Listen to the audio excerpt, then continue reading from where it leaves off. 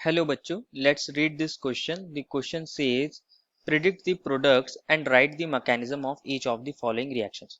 बच्चों हमें यहाँ एक साइक्लिक ईथर दे रखा है और इसकी रिएक्शन करा रहे हैं एक्सेस ऑफ HI के साथ और हीट कर रहे हैं, तो हमें B मिल रहा है। क्वेश्चन ने कहा है कि ये B क्या होगा, हमें ये बताना है और इसका मैकेनिज्म भी बताना है। तो फर्स्ट ऑफ ऑल बात करते हैं इस क्वेश्चन में की कंसेप्ट की। यहाँ हमें मिला है साइक्लिक ईथर, तो हम कह सकते हैं की कंसेप्ट हमारा होगा रिएक्शन ऑफ साइक्लिक ईथर। किसके साथ करा रहे हैं इसकी reaction? Excess of H I के साथ। Excess of H I. बच्चों जो एच आई होता है वो हमारा एक स्ट्रॉन्ग एसिड ही होता है और वो जनरली SN1 मैकेनिज्म को फॉलो करता है।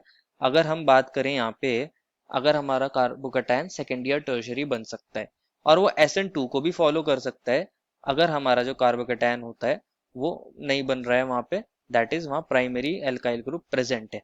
देखते हैं रिएक्शन होगी कैसे वहां पे। हमें जो ईथर दिया है उसको एक बार दोबारा से लिख लेते हैं। ये हमारा ईथर है और यहाँ हमें CH3 ग्रुप अटैच है। अब क्या होगा अगर मैं इसकी HI के साथ रिएक्शन करा देता हूँ, तो HI क्या होता है बच्चों? एसिड होता है, ये H+ देगा। ये ऑक्सीजन के लोन पेयर इस पर अटैक कर सकते हैं क्योंकि वो एज अ न्यूक्लियोफाइल काम कर सकता है और ये हमारा बन जाएगा OH और इस पर आ जाएगा पॉजिटिव चार्ज और ये हमारी 6 मेंबर्ड की रिंग और ये CH3। अब क्या हो सकता है बच्चों, यहाँ पे हमारा कार्बोकैटायन जनरेट हो सकता है अगर मैं इस बॉन्ड को इस पर शिफ्ट कर दूं, क्योंकि ऑक्सीजन ज्यादा इलेक्ट्रोनेगेटिव है, वो इस इलेक्ट्रॉन पेयर को अपने ऊपर ले लेगा, इस बॉन्ड को ब्रेक कर देगा और हमारा कार्बोकैटायन बन जाएगा। और ये सेकेंडरी कार्बोकैटायन होता है इसीलिए ये स्टेबल है और ये बन गया हमारा सेकेंडरी कार्बोकैटायन। यहाँ आ गया CH3।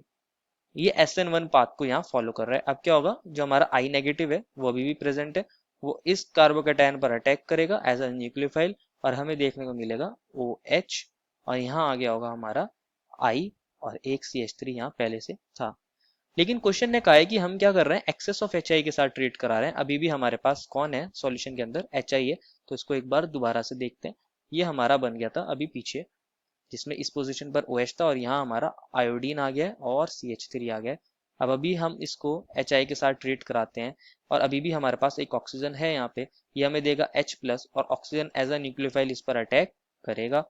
अब क्या होगा, ये हमारा OH2 पॉजिटिव में कन्वर्ट हो जाएगा, दिस इज H और यहाँ आ जाएगा ऑक्सीजन के ऊपर पॉजिटिव चार्ज और ये हमारा CH3 और I। अब यहाँ पे ये बॉन्ड ब्रेक नहीं हो सकता है क्योंकि यहाँ कार्बोकैटायन जनरेट नहीं हो सकता है। लेकिन हाँ, ऑक्सीजन पे अगर पॉजिटिव चार्ज आया तो इनको इलेक्ट्रॉन्स को विड्रॉ करके कोशिश तो करेगा। अब क्या होगा, यहाँ पे हमारा SN2 मैकेनिज्म फॉलो होगा। I नेगेटिव यहाँ पे अटैक करेगा इस कार्बन पर क्योंकि ये इलेक्ट्रॉन डेफिशिएंट फील कर रहा होगा, ऑक्सीजन पॉजिटिव इसके इलेक्ट्रॉन विड्रॉ कर रहा होगा। अब ये बॉन्ड यहाँ से ब्रेक हो जाएगा और यहाँ से वाटर निकल जाएगा, इसलिए इसको हीट भी कराता -H2O। हमारा कंपाउंड क्या बन जाएगा रिजल्टेंट? यहाँ पे एक आयोडीन आ जाएगा और ये हमारा CH3 है और इस पोजीशन पर भी एक आयोडीन है, ये हमारा कंपाउंड भी है।